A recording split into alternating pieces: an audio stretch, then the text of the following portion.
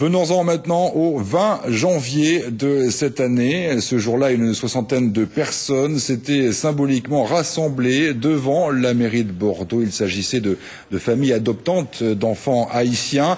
Elles demandaient rapidement maintenant le rapatriement des enfants encore sur l'île. Bien sûr, l'île traumatisée par le tremblement de terre du 12 janvier dernier. La situation de ces enfants était précaire, d'autant donc que la terre avait violemment tremblé. Nous en reparlerons tout à l'heure avec notre invité, parce qu'aujourd'hui, ce mardi, eh bien, ça a un petit peu évolué, puisque une délégation de l'association SOS Haïti Enfants Adoptés a été reçue en début d'après-midi par Alain Juppé pour faire le point. Alain Juppé qui, à l'époque, s'était engagé à faire quelque chose, eh bien, il a fait de nouveau le point.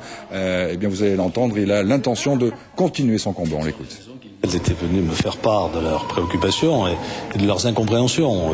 Beaucoup de ces familles sont en procédure d'adoption depuis de longs mois. Elles attendaient les enfants et puis le séisme a évidemment bouleversé leurs plans, bouleversé le fonctionnement de l'administration haïtienne et compliqué beaucoup les choses. Donc ce qu'elles souhaitent, c'est que l'on accélère les procédures et que tous les enfants qui ont déjà une famille d'accueil désignée en France puissent rentrer.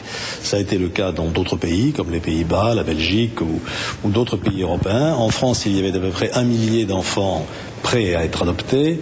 Environ 500 sont rentrés, il en reste 500 qui sont encore bloqués parce que les procédures n'ont pas complètement abouti.